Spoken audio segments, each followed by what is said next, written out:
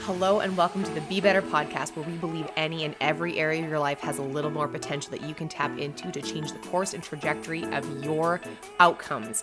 My name is Clarissa Parody and I am your host, and I have worked and trained in the worlds of business strategy, leadership, and performance. And I am the person who believes in and creates success where there appears to be ceilings. And if that sounds like something that's in your world, your reality, and something you want more of, welcome to the show. It is a great day to change your life. Let's go. We are back. This is the Be Better podcast. And today I have a newfound friend. His name is Kurtis MacDonald. And all I knew about this man before I invited him on my podcast is that I thought maybe I rubbed you the wrong way with my ultra friendly golden retriever vibes at the gym. And then all of a sudden one day he offered to put my rower away and I was like, and we're friends. This is great. Well, we go to the gym very early in the morning, so it takes me a little longer to kind of get into the day. Yeah, that's fair. It does for you. No, I'm one of those people that wakes up being like, it's a new day. Wow, it's so nice to be alive. And by about 3 p.m., which is almost now, I'm like, okay, we should have another coffee, maybe some chocolate, but it's all good. 3 p.m. is the crash time. I have to agree. Yeah, well, it's like we start early. We're not a late start crew. We're an early start crew. Either way, welcome. Kurtis sent me his bio, and let me tell you, this guy is an interesting fellow. I won't read it all. Short version: goes to school multiple times, decides not for him, doesn't complete it, right? That's correct. That's true. Yep. And then becomes wildly successful and is now singularly the largest franchise owner for Massage Addict.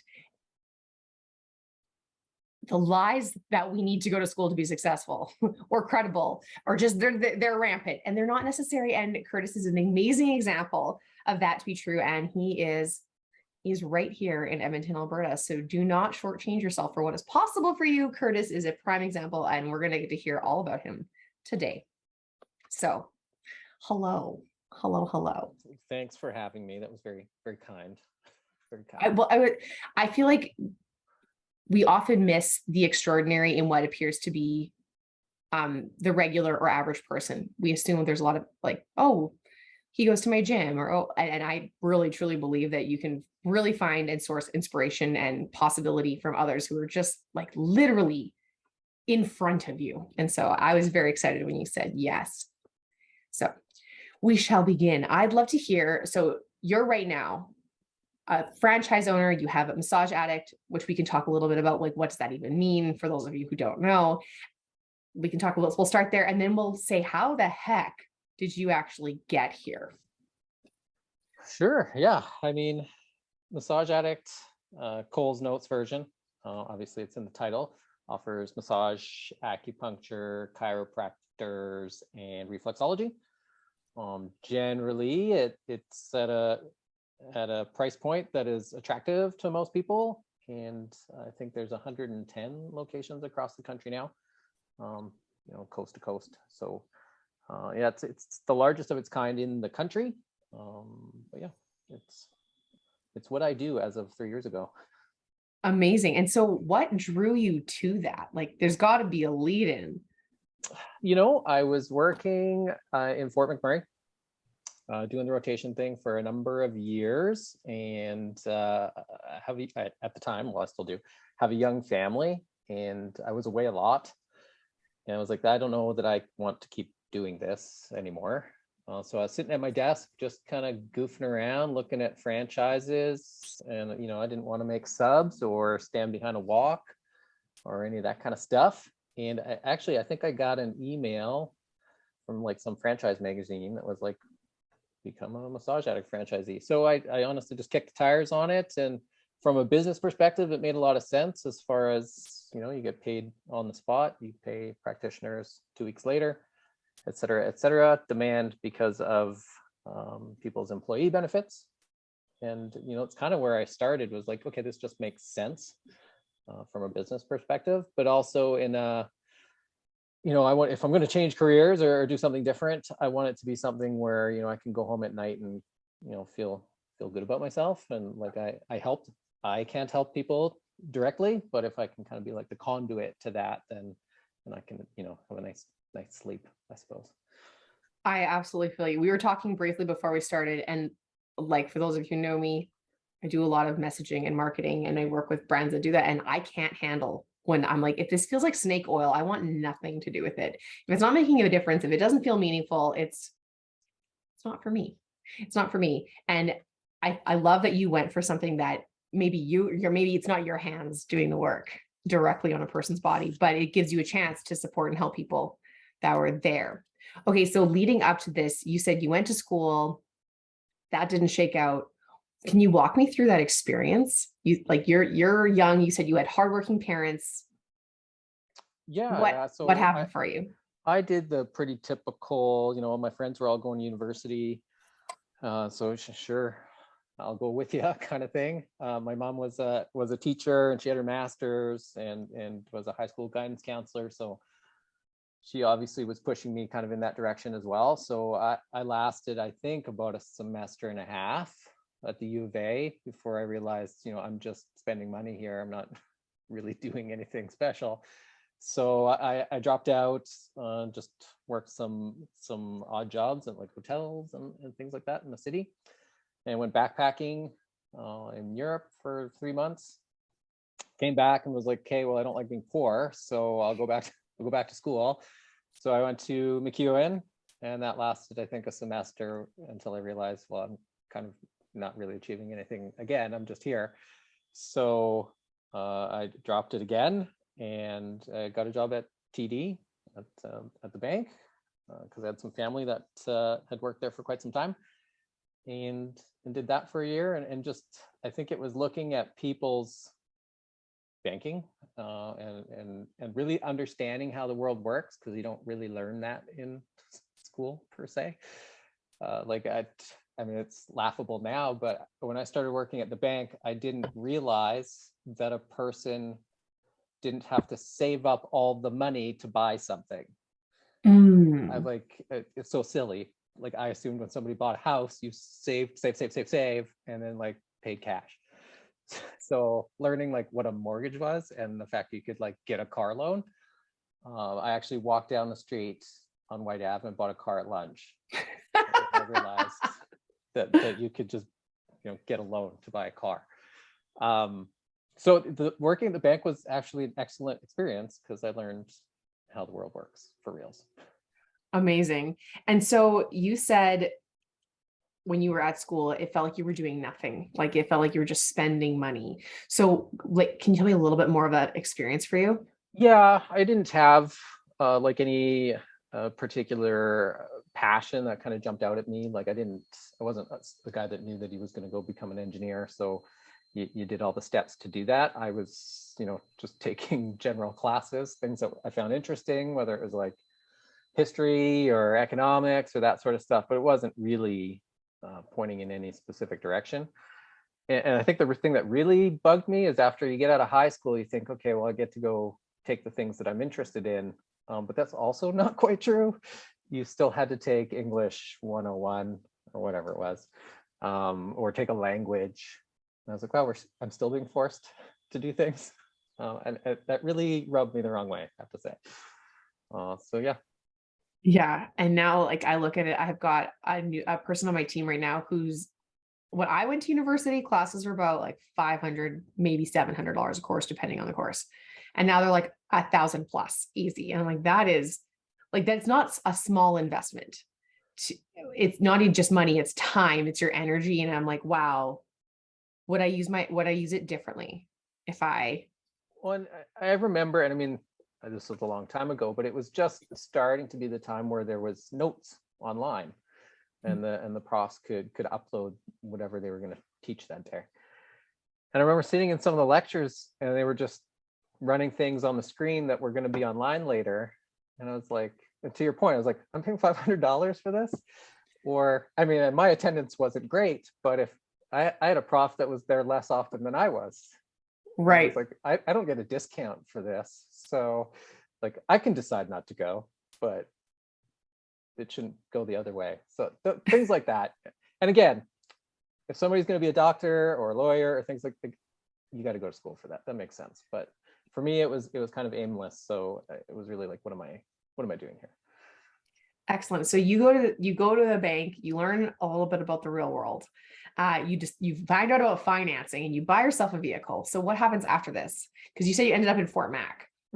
So I had friends that I'd worked with at like odd jobs prior that had started to go work up north. Obviously working at a bank in the mid 2000s, when almost everybody worked up north, you get to see obviously how much money some people were making, and that starts to look pretty attractive. Now, I knew I couldn't work outside and be a pipe fitter, and like that's just not my skill set. So I was lucky enough to get kind of an entry level accounting job up on site. So that worked out great. I just worked my way up doing that. Again, started with zero knowledge of anything, but when I left, or when I was done up north, I was typically the accounting manager on whatever site I was working at. So Amazing. Again, there's a lot to be said about credentials for things like if you have to do taxes. I get it. Okay, maybe you want some courses underneath your belt, but don't be fooled. Don't be fooled that everything requires direct education. There's so much that's learnable on the job. And that's really impressive that you were able to like switch fields, find your way in. And like what it sounds like is you notice opportunities and then you take them. That's what it sounds like. Yeah. I mean, you're somewhat lucky in this province to even have that available. Like if you were in, I don't know, Tennessee, but I suspect maybe that's not the same path that many people could follow. Right. But in Alberta, I think that is still a viable angle. It's still viable. And there's lots of like other things that can be done. I mean, there's people who like, if you're in Silicon Valley, like you may not be the programmer, but an accounting manager for a tech wonder, or what are they called? Unicorns. They have you can be very, very successful in many different facets in different industries that pay tremendously well. I have learned this year that software companies are the next oil giants. Like they are just, the money they pump in is, for most of them, is extraordinary. And so software as a service I was like, well, backup plan. Well, and I think obviously a number of boomers are still like in that kind of retirement window. So I think there's like probably a bit of a brain drain in a lot of industries or businesses, whether it's this province or elsewhere. And if a person is willing to kind of start at the ground floor and hustle for it, that you can still, there's going to be a big openings, I think, that'll need to be filled over time. And I think if you're willing to bide your time a little bit, I love instant gratification. You have a silver bullet for me? Tell me about it. I'd love to know. But we were talking earlier, and for me, I'm not afraid to put in the effort or time, and it sounds like you're not either, in order to see results. And I sometimes approach my career like the same way I approach the gym, like just keep going, and try new things, try things that are a little harder, try things that are different, and you might actually see some pretty interesting results. I think if you're willing to step outside of your comfort zone, whatever it might be, and undoubtedly outwork the other person, it'll all work out. What do you think had you promoted over other people for you to climb that ladder? Obviously, there's probably competition. There's probably a reason that you moved and other people didn't. What do you think had you climb that ladder? I was willing to hustle for it, and was just genuinely curious. So obviously, as it relates to construction, I couldn't look at a drawing and understand any of it. But I liked being in the room while other people talked about it, so I could kind of grasp it. So as part of the team of people that were making a lot of the big decisions, so that when it came time to be like, okay, well, there's a bigger project coming and we need somebody to be in charge of this group, who was the guy they trusted. I was in there with them, even if I was smiling and nodding a lot of the time. But I was there. Yeah, a willingness to be in the room. And I find there's a few, I don't know if you've ever had this in your career. Sometimes your willingness to be in the room means your desk time of the due time for the tasks you need to get done it can shrink significantly. And if you're willing to just be in that room and be like, okay, well, fine, I'll throw in an extra half an hour here. And it's not I'm not like the biggest fan of hustle culture. Like, I don't want you to bleed yourself dry for any reason. I don't want you to sacrifice like the joy in your life at every cost to accelerate your career. I want you to love your life. I really do. But I also know that in like 30 minutes, what can I achieve that will still get my job done, but will also allow me to still be in the room with that conversation so that I am known and trusted. That visibility, I think, is crazy powerful because it creates salience. People, you're top of mind for people, and you've relational being in the room with in the physical room where people get to see you and connect with you. Like, there's just something different about that than just necessarily putting your nose to the grind, because both are effective. But I think that combo is like a superpower. Oh, I had staff that worked for me up north that were excellent accountants and the hardest workers I've ever met, but they were just at their desk and people didn't realize they were there. Now I could speak up for them and say, this is the person you want around, but they're just a faceless name, right? Unfortunately. So this is a great takeaway, listeners. Don't be afraid to be known. Go get out there and make relationships. And I don't know how you got into Fort McMurray, but it sounds like you had relationships, and I'm okay, fine. Maybe you knew someone who worked at the bank and maybe they were related or maybe they weren't, but I would never put someone in front of anyone, especially if they were a relative, if I didn't think they could handle the job. So making sure, because I mean, that's my name on the line, right? But those relationships with people you trust and you're willing to put your name on the line for them will change the opportunities that you have in your field. It makes a big difference, right? Like the girl that got me into even getting an interview to go work for the construction company in Fort McMurray was like a girl she was front desk at the hotel I worked at or something like that. So we were like casually friends, and then she went to work in HR with the company and just got me the interview. And I admittedly knew nothing at all about anything. So it was just that little kick. And then after that, it was a me problem. Yeah, but like that says something about the relationship, right? And if you're willing to figure it out, I think that's a difference maker. That's a difference maker. I don't think I was ever trained in the job I have right now. I was never trained. I just figured it out. Like, I was like, well, this is how I think we could do it. I'm willing to fail and try again or do it differently, or like muscle through it a bit, made a difference. So what do you think really got you results? And you're like, okay, it became your problem. You get in the door, you get the interview, you get the job. Now what? Good question. I had no shame, I suppose, is maybe the best way to put it. Like, if I didn't know, I didn't know. And I didn't have to pretend like I didn't. And I was pretty open, and I am still with people. Like, if I don't get it the first time, I might screw up the second time. But don't be mad. I won't screw up the third time. Like, you got to give me like 2 tries at it. And I wasn't afraid, and I'm not afraid to at least try and maybe like fall on my face a little bit. But I'd never hesitate to ask questions, because like, who cares? If I don't know, I don't know. So, right. And the only way I'm going to find out is if I ask. This is absolutely true. So like, kill the ego and stay curious. And what do you think makes you okay with falling on your face? I don't know. The stakes are usually pretty low. I mean, as you get older, the stakes seem to escalate, but truly, what's the worst that can happen? That's like, if you're really, really scared of something or worried, like really think about what's the worst that's going to come of this. Like, you might look kind of dumb for like a minute, and then everybody's going to move on with their day. It's just not worth worrying about. It's just not worth worrying about. I had a recent experience where I realized I was very concerned about how dumb I might look. You might appreciate this.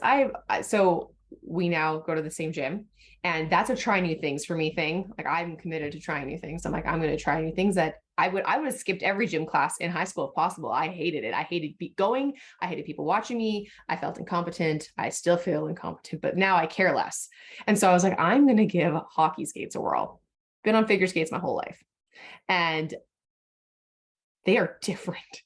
And I found myself not trying to go faster or not trying to do crossovers or turns, because I was worried I was going to fall my ass in front of all these people.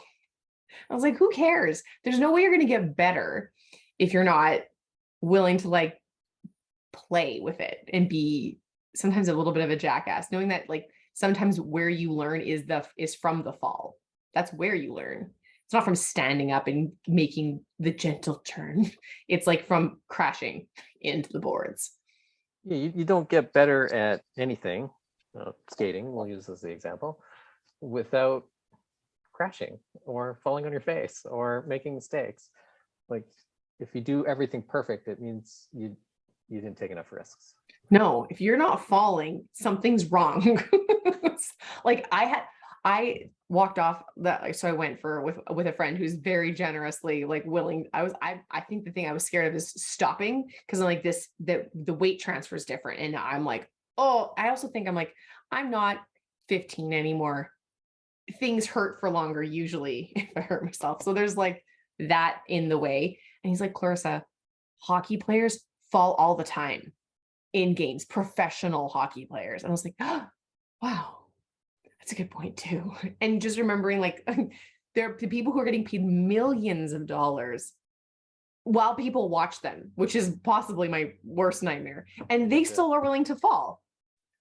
I was like, oh, well, now I feel stupid. Like I thought I felt stupid before. Yeah. They dive sometimes. I was like, okay, so just be willing to, you have to, like, the willingness is so important. The willingness is so important. Okay, so you climb your way up. You become an accounting and manager for this construction firm in Fort McMurray. And at some point you're like, I have this young family.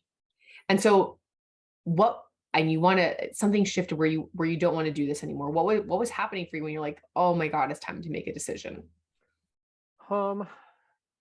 I was working on a really large project at the time. I think we had something like 4,000 staff, subcontractors, et cetera, et cetera. And I had a team of, I think I had about 24 people working under me. And the project was slowly kind of coming to an end. I knew when that end date was going to be. And projects up there, they aren't built like that anymore. There aren't really anything at that scale. Right. And that was kind of where I excelled was the bigger, the more chaos was my thing. So I knew I was going to a project that had like 200 people on it in Saskatchewan. And when I got there, and the pace was so slow compared to what I was used to, and that was clearly where, projects were going. I knew that wasn't for me, that I was maybe a dinosaur at that point, at like 30. But so that was a big thing. But being away a lot was the big thing, whether it was 14 days at a time or I was pretty lucky. I was just on a Monday to Friday, 5 and 2, but it's still a lot of time away. It is. Family. So. It is. And so you're flipping through, walk me through your thought process, because you said you got to the franchise part, but what was that your first inkling, or did you look at other things? Like, how did you wiggle your way into the world of being a franchise owner? Yeah, I goofed around just on like, I don't know what the websites are called anymore, but like business buy sell or things like that, just out of curiosity. And just, you sign a couple of NDAs to get sent financial documents to see what you're looking at. But again, not a classically trained accountant, so really didn't grasp what I was staring at. So then franchise kind of made the most sense as far as like business in a box, so to speak. And then at that point, it was just a matter of finding the one that I thought matched with my values, I suppose. Okay, so let's talk a little bit about your values.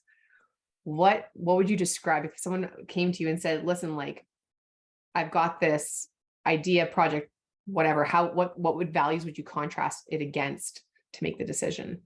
I mean, you got to get paid. That's just the fact of the matter, unfortunately. Money's a thing. Yeah, that mattered as far as how long might it take. What was the risk I was really putting in? Like, is it going to be something really, vague and out there? That's as it relates to obviously the businessy stuff. But I wanted to say that I could help people, again, not directly, but that I liked. And I actually liked the idea of having a lot of staff. Like my product as it relates to Massage Addict is people. I don't have things on a shelf.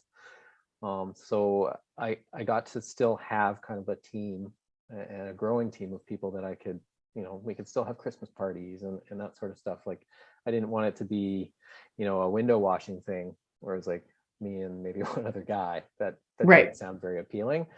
So yeah, I still wanted like the team aspect of it. It just, I got to, I guess, build my own team. That's so fun. Okay, so what is your favorite part about being a franchise owner? Uh, well, every day is different, is the best part, but really it is the team. I like the building it. I like making us a team. It's people from a lot of different walks of life or nationalities or anything like that. And we're all kind of pulling for the same end goal, which is, help people, but to be busy because we all have mouths to feed and all that good stuff. But yeah, that's the best part. I get to build the team and I get to decide, which way we're going to go, and we get to work together on. That's so fun. And what do you find like in the world of challenges? I mean, minus the last 2 years, which is obviously a challenge in and of itself, but before that, all of that, when you were growing this team and getting the franchise in place, what were some of the biggest things you faced? Well, in the early days, so the first year pre-pandemic, I was still working full time, Mm. Monday, Friday, and then I worked. I would cover the front desk at our first location in the evening, so I was really just tired more often than not. Just to make sure that obviously we could pay for all of the costs that are in the early days where you're not really making any money. So that was the biggest challenge, was just kind of managing my time and not burning out. You still have to have fun in there somewhere. And kind of to my point earlier, I was leaving working out of town so I could see my family more, but the initial trade-off was that I had to work a lot, Right. to make that so. So that was, you don't see those results right away. You got to suffer a little. Yeah. And I was thinking about this was it this morning? I in my office upstairs, I sit and I look out and there's this like extraordinary tree. And I've now lived in my place for what will be 9 years. And this tree has grown a lot. And I was like, man, when I wanted to go buy new landscaping, I really wanted trees that looked quite mature. And there's advantages and disadvantages to doing that. But I was like, man, if you have patience, no one tells a tree to hurry. No one. And it does what it does so beautifully and organically. And if I would let myself do that rather than expect instantaneous results or assume that if they're not these wild, really gratifying results immediately, that it's not supposed to happen. I'm deterred, I'm deflated, I'm not continuing to persevere or whatever. Imagine what would be possible if I just approached things like a tree, which is I was in an art school as a younger human. So this is like how my brain works. But it was, how many times have I gotten frustrated with my consulting business or with how things are growing in other realms of my life? And I'm like, come on. But being willing to have that upfront investment of your time and your effort and your energy and your money and being willing to see the results, you're almost guaranteed to win the game. You're almost guaranteed because more people will quit before they win in that game. Being a business owner is delayed gratification. It's the best way I can put it. Like, I'm sure everybody has heard some version of, when you open a business, you don't make any money for the first 2 years or whatever the usual saying is. And that's true. But if you want to really succeed, you probably have to be prepared to delay that gratification even further. But it will come. It will come as long as you're obviously doing things the right way. But that's the hard part, I think, for people to realize, whether it's waiting for a tree or opening a business or moving up at the company that you're working at. It just doesn't happen overnight. You do got to put a little time in. Absolutely. Absolutely. I have also found and been told and have learned from others from watching that owning your own business is one of the singularly largest personal development projects you will ever do. Like it will have you grow, shift, change, learn as a human in ways that are exponentially faster than many other paths. And so I'm curious, what have you learned about yourself in the last few years being a business owner? Well, I've learned how much I can juggle. Is probably a pretty good one. But I guess like I would have never described myself as patient, more so as it relates to like dealing with people than as it relates to delayed gratification. But I have learned to become extremely patient and understanding and probably kinder than I used to be, because I just have so many staff across different provinces and different walks of life that I can't relate to them in many ways, but I'm learning to, I'm coming to. So that's the biggest thing. Patience. Patience, understanding, listening, all those things. You probably noticed at the gym, I'm relatively quiet. That is my one quiet hour. I stay towards the back because my watch is far enough away from my phone that it can't send me notifications, which is the best part of my day sometimes. But I've come to just be very observant, and I take in a lot because a lot of people need my time throughout the day, and a lot of times I just have to listen. You have to listen. It really, I've said it many times in this conversation, it really makes a difference. I have learned that when you can read the room, it just works better for everyone. If I'm on my one set mind track and I'm operating the way I want and the way things I think should go, and I try to force them that way, and I'm not watching the ecosystem, I'm not watching the team, I'm not watching what's happening in and out, I'm often lacking patience and I'm lacking listening, and the results suck. So that patience and that observation, I think, is a powerful tool in your tool belt as a business owner to get better results. Well, when you're taking in a lot more viewpoints and you're coming to understand where people come from, you come to mutual agreements more easily, instead of everybody starting with their back up necessarily, because you only want people to listen to whatever your viewpoint is. Right. Everybody's lives have stuff, and everybody's going through something, and that goes both ways. You need that like respect to go from boss to employee, employee to boss, whatever. But everybody just needs to be more understanding and just listen. Yeah.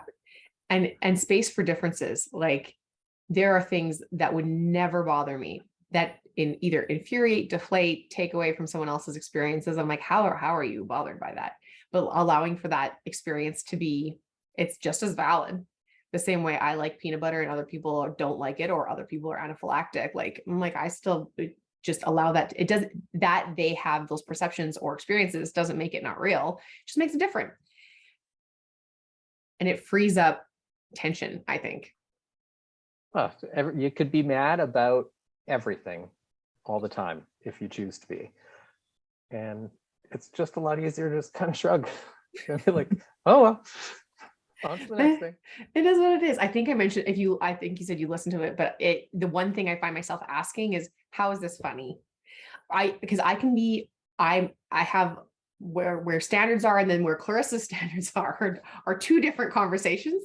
And it used to like, I have, my team will call it store manager vibes, where I'm like, this needs to be perfect. And I'm like, okay, store manager vibes, I'll settle down. But I now have to ask, why is this funny? Like I could just be mad. I could be offended even, but I'm like, why is this kind of funny? Like, why is this really empty and meaningless? And this isn't actually a big deal. And let me tell you, I'm way more fun now. I'm way more fun than what I used to be, high strung like a snare drum to like a gentle tambourine with some jingle. It's great. It's great. You talked earlier about injecting fun, like making, because you said the hustle can be real. And especially in those early days, you were balancing day job and then franchise, and family. And you said just trying to like inject some fun. What is it that you do? Like, what are some resources you tap into to fuel yourself up again? Yeah, I mean, obviously everybody has different things that provide the fuel, but it might be, I mean, it could be as simple as like just going to a pool with the family, which we did like last Sunday, out to Sherwood Park, just to like blow off some steam for an hour or two. You have littles, I'm assuming? I do, yeah. Oh, fun. So we did that. That's simple stuff, but we like going on like long vacations. So I don't mind working for long stretches, or I guess the whole family at this point is used to it. But and then we'll go for 3 weeks. Brilliant. Somewhere random. So that's my version of fun. Maybe it's go to a hockey game, like whatever it is, those kind of things. Love going for a nice dinner. That's always a highlight. If you had some recommendations for dinners, where would you suggest people go? Okay, so I don't know, we're about the same age. So when we were in our 20s, it was like what? Earl's, Joey's. Those are probably like the places. The places. And then, kind of the fancier fine dining kind of came out, and that was kind of all the rage. And I find a lot of those places are kind of carbon copies of each other now. But what always delivers, if you ask me, is like an Uccellino or Bar Bricco. I mean, those are obviously side by side. Range Road. Range Road is so good. Those are if I'm like, okay, we're going for dinner because we worked hard this week or whatever it is. Those, they always do their part. Love your taste. I was like, I take those recommendations. So if you are in Edmonton, some of y'all are not, but let me tell you, I went to Uccellino a couple weeks ago. Oh my God. The desserts right now are next level. I don't know if I know they change their menu seasonally. I don't know if they're always, but I had both of them. I had the olive oil cake and whatever chocolate thing was there. And I have my mind, my palate. I was like, first of all, you name a cake, olive oil cake, I've got some questions. Okay. I have some questions and I have also some concerns. I'm like, I don't know, like, but it was soft and flavorful. And I say soft in like, because the olive oil can be very punchy. It can be very like, floats in your back of your throat, a little bitter almost, but it was like a soft olive oil and not overpowering in both sweetness and in punch. I would definitely have that again. That would be definitely on my hit list. You know what we do? So I generally don't like fancy desserts. So if we go to one of those places, dessert, not for me.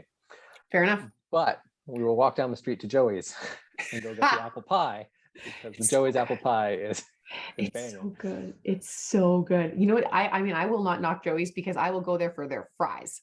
Their shoestring fries. Oh my gosh. I was like, okay, I get that McDonald's is available, but there is something about these fries. But I'm like, yes, take my $8 for like this for a potato, but I'll tip you on it. It's fine. It's so good. Okay, so you're in the world now. You're managing multiple franchises. You're traveling for work right now. What does life look like now with multiple stores or multiple franchises under your belt? Well, the fun part, what I kind of like about it is I don't have a plan day to day. The day kind of comes at me. It usually starts pretty early because of the multiple provinces thing, but every day is kind of an adventure as far as what the day's problems might be. But I have the luxury of, if not dropping off my kids at school, I pick them up.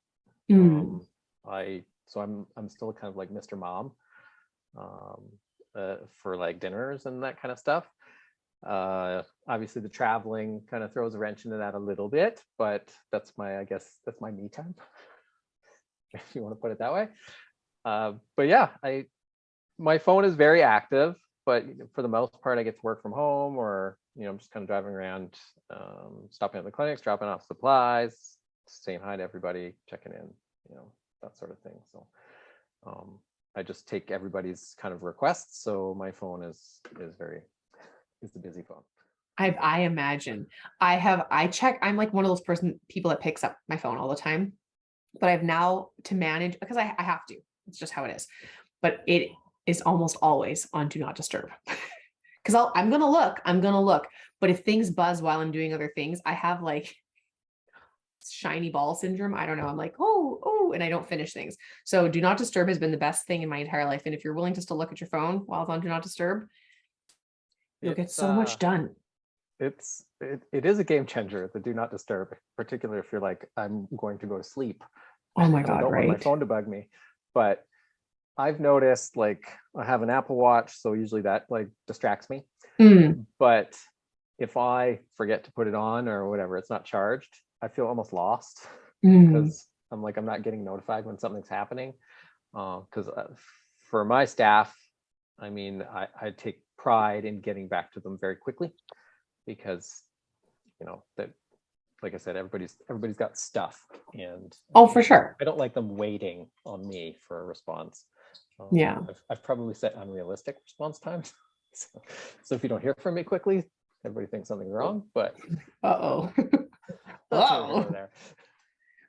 If you were to ask and poll your staff to describe you in 3 words, what do you think they'd say about you? I hope they say that I'm understanding, because I don't give them really any trouble at all. But understanding, hardworking, probably it's going to sound like a bad choice, but whatever. Unprofessional in the sense that I always wear a hat.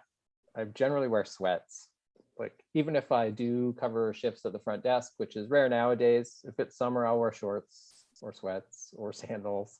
Like, I come at everything very casually, I suppose. Maybe unprofessional is a bad word. I'll go with. Maybe it's approachable. I'll go with casual and approachable. There we go. Thank you. No problem. Gotcha. Because I mean, it's a professional atmosphere, but it's also a relaxing atmosphere. And like you said, approachable is what I want to be, particularly now that, you know, it's grown to a point where I'm not in any one place for very long stretches of time, any one location. So when I am there, I want them to be able to feel comfortable just to come at me, or that's awesome, or whatever it is. So I think when you can create approachability in your work environment, you will find out the stuff that you would not have otherwise found out about. It's true. I like people. I rarely get surprised by, you know, whatever the staff complaint of the day might be. I've probably heard it from someone because they felt comfortable enough to tell me. So it doesn't have a chance to fester and become this thing that you kind of get blindsided by all of a sudden. Did you ever receive like feedback or complaint that you're like unusual or funny? You're like, this is very strange. Yes, I mean, I suppose.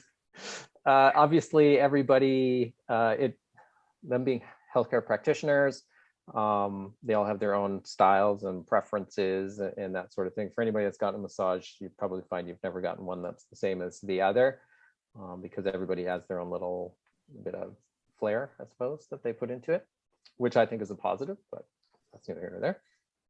And because of that, people have different requests for what they want me to provide, as far as maybe whatever the lotions are, or lotions, gels, whatever, supplies, that sort of stuff. So yes, sometimes I have to temper it a little bit, because I can't just buy everybody everything. Everyone has their own unique vending machine of massage lubricants. For real, I should have a weird machine in the back for it could work. You never know what the day is. That is amazing. And if you were to change one thing that you think, man, if I could tweak this would make it that much more enjoyable, what would you tweak? You know, maybe it goes back to our delayed gratification or patience, but things snowballed quickly as far as adding locations, and much of that was just opportunity, and I can't tell you it was a plan. But I if I could go back, I would slow it down a little bit. Got it. To really have time to kind of, you know, get my hands in things, I suppose. But yeah, because things kind of escalated quickly. Yeah, I can imagine. But I mean, on the bright side, trial by fire and under pressure is usually when like you seem to thrive under variety. Everything you've ever said is like, I really like how every day is different, or I didn't really know what I was getting myself into. It's always a surprise. And so sometimes for people who really value variety, that kind of challenge and change could be what actually is like a catalyst for you. Like your superpower is the uncertain. Have you ever found, I know this is definitely a thing for me, but when you don't have many things to do, your to-do list is small, that you procrastinate Yes. and you're kind of useless. But the longer the list, the more you can juggle and the faster you work and the more you're productive. I certainly operate that way, that I'll complain that my to-do list is very long and never seems to get smaller. And then when it does get smaller, I'm like twiddling my thumbs, wondering what to do. There's only 3 items. What do you want from me? I'm not going to do them. It's it's I don't know. Maybe that's the weird thing that younger people need to learn these days, that actually more things on the pileup of things to do is what kind of kicks you into gear. It can for sure do that. And I mean, like this is a two-sided or I get not, well, two-faceted, maybe more than maybe more than 2 facets. I don't know, conversation, because I for sure am that person who's if you want something done, give it to a busy person. If you want something done, give it to me. I'm now at a point though where I'm so busy. I'm like, if you give me one more thing, I don't know if it's ever going to get done. No more, please. Like, no more. I don't know. But I was talking with my therapist. I decided to, was like, maybe I should be more productive in my life. And maybe perhaps this is an access point for that. And so I was talking to her, I'm pressure prompted. Like I really work well under under chaos, like you were talking about with your construction job, where things are like, oh, if it's a slow paced environment, I'm confused. Like, are you doing anything? Like, is anything happening here? And her suggestion to me, she was like, well, you know how to survive and perform under high stress situations. She's like, what if you could thrive without all the adrenaline? I was like, is that a thing? Do people do that? I don't know. I have no answer. Certainly, I haven't learned that yet, but I'm like, if that's possible, that'd be pretty cool. But I really don't know how to do that. I even when I go on vacation, I can't like I can put away the work. That's fine. But like I can't just go to Mexico and like sit by the pool for 7 days. Like that just is not what I find fun. It's relaxing, certainly for a day, but like I always need, like, there needs to be a thing that we're doing every day. I committed to a relaxing vacation, and it was a learning experience for me. So I brought like 5 or 6 books, and some of them had my minor in university was Spanish. I was like, I'm determined to not lose this. And so I completed, like, I had goals of what I was going to complete each day. I was like, Clarissa, what are you doing? But it felt relaxing. I was like, it's just my version of it. Leave me alone. But I can't, I can sit still. It's just I'm probably sitting still doing something. Yeah, that makes sense. I mean, it makes sense to me. Some people think it's a problem. I think it's fun. I don't know. Okay. A few more get to know you questions before we come to a close. We talked earlier about the traits that you had from your parents, and I think we should loop that in here. So the question was, what is a trait or 2 that you've inherited from your parents that you're like really glad you inherited? Yeah, I just hustle, I think. Like we talked about it a little bit before, but my mom, even though she was a teacher for a number of years, decided she wanted to go get her master's. So I remember being in, I don't remember, grade 6 or something like that, and she was driving us to whatever sport we were playing or programs, and then coming home and writing her papers, and then still marking her students' tests from that day, and then planning whatever vacation we were going on. So like that was what I saw happening every day. And then my dad had his own business, and I mean, his business was basically play, so to call it work is probably exaggerating, but he worked a lot, and he had lots of ideas that kind of grew from what his base business was. So that's just what I remember kind of seeing. And I guess by osmosis picking up, because I don't remember making a conscious decision to be like, I saw them work hard and thus I will work hard. It just kind of, I guess, happened when the time was right. It didn't happen just because I existed, but it clicked when I was ready to click. And what do you think had it shift? Like, where was the point in life where it clicked for you that like hard work became a thing? You know what I always liked, and I still like to this day, and I find fun, is planning vacations, because they're not sedentary. They're always very active, and things are going on. So when I had dropped out of university and went backpacking for 3 months, like I had to sit and properly plan that. And I mean, that was, not to make myself sound too old, that was before iPads and iPhones. So you had to like have the little guidebook and like kind of have an idea of where you were going to get each day. And then while you're on the trip at that time, you still have that guidebook with you to kind of guide you along, because there was nothing else to help you. So that kind of forced me to really kind of be organized and have an understanding where we're going to go. And we didn't pre-book anything as far as hostels or whatever. So when we got to a place, it was like, okay, we got to figure out how to get there. And then if that's full, we needed a backup plan. So in a weird way, the thing I find fun is probably one of the things that taught me to kind of work for what you want. Because before I went on that trip, I didn't have any money. I couldn't afford to go. I had enough money to buy a plane ticket.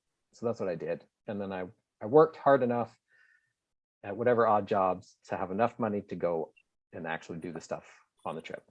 So that was probably what really kind of kicked into gear. I knew what I wanted to do, and I had to do the work to be able to do it. This is where they like so many people, coaches, business coaches, personal coaches will tell you to like pick the thing that you want to work towards. And it's like for you to see like you had enough money for a plane ticket, but then once you decided what you were going to do, you just hustled and you did what you needed to do to get to the goal. I think that is such a like, wow, start with the end. The end could be like 3 months from now. It doesn't have to be 10 years from now. It doesn't have to be at your funeral. You can pick the thing that's going to get you excited for next Friday. You know, it all comes full circle. I've never had a long-term plan, and some people do, and all the power to them if they know what that thing is. And great. I always just had shorter term plans, and then when an opportunity arose, whether it was more franchise locations that became available, or it was a 3-month trip to Europe, I could kind of pivot to whatever that was. Then I knew what I wanted, and I could make a short-term plan as to how I was going to like make that happen. But yeah, I've never been one to make long, grand plans, because then I feel you're not nimble enough to change course. No, and I think it sounds like you know yourself well enough that you know what your yeses are and you know what your nos are as well.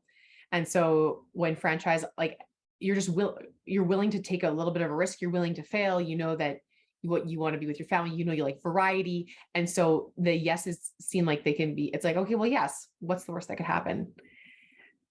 And that is allowed, does allow you to be nimble, and it allows you to like, I say success. When I say success, I don't necessarily mean like money in the bank, but yay, that's nice too. I mean, like what, like, does it feel better? Does it keep you interested? Does it fill your cup? Like you talk about building your team and having these, being able to support them and being available and having multiple franchises and then having time with your family, like all of those things are what make your world of success. I think that's just it is, I mean, we're all guilty of it. People equate success with money. That's like the most natural way to look at it.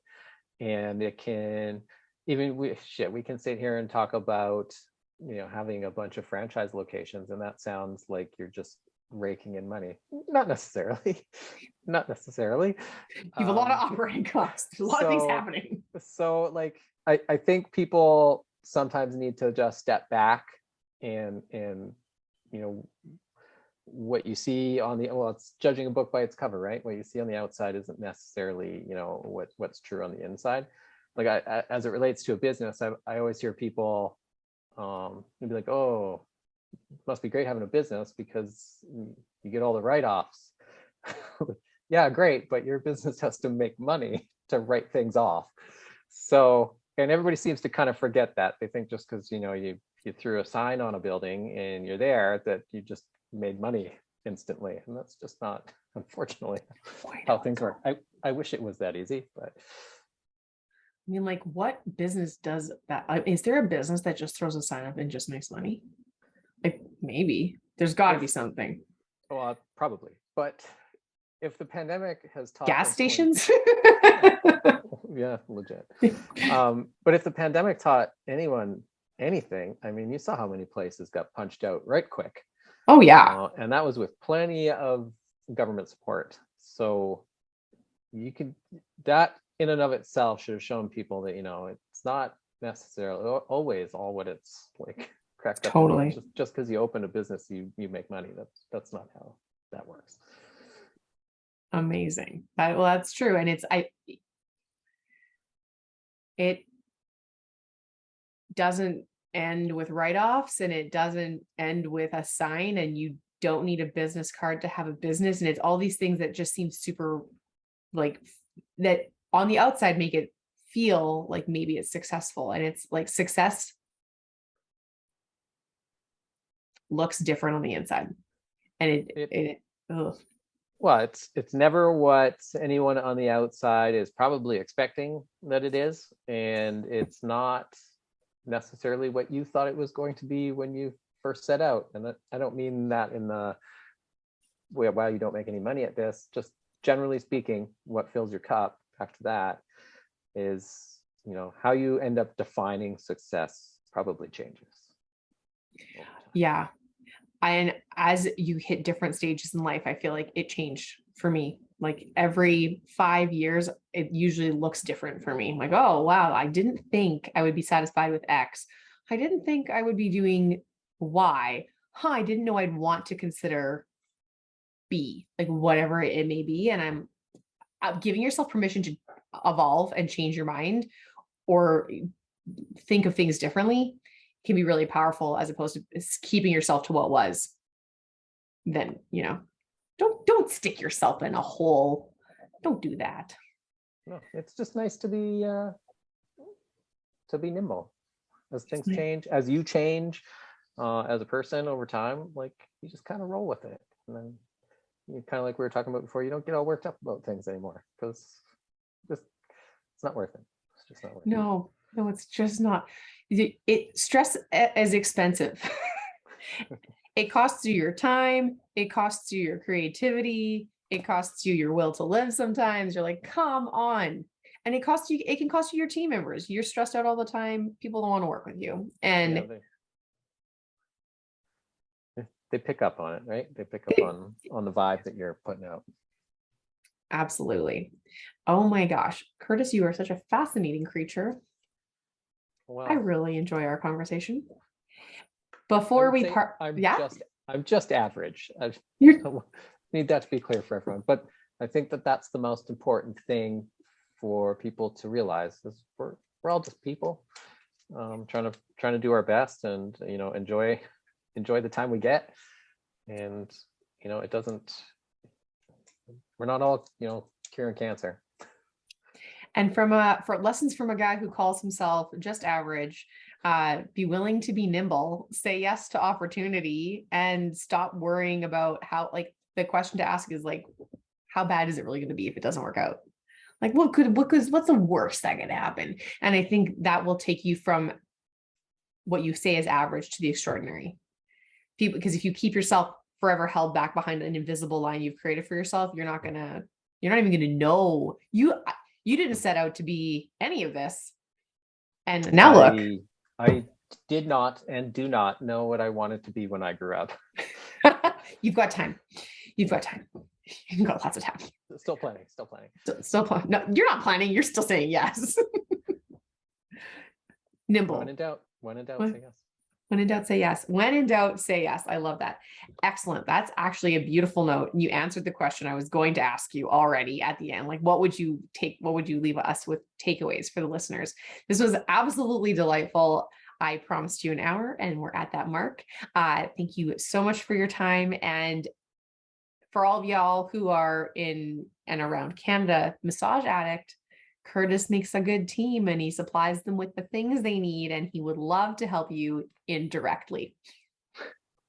Exactly. You'd be a better client for me if I was helping you directly, because you'd be more hurt. So. There, right. Amazing.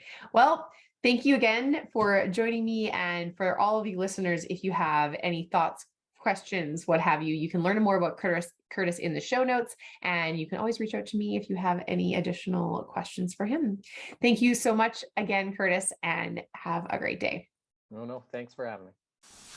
If this podcast has landed with you, served you, provided value, please let us know. Give us a like, subscribe, share it with a friend that you know it will make a difference for. We are here to be a contribution and a service to others.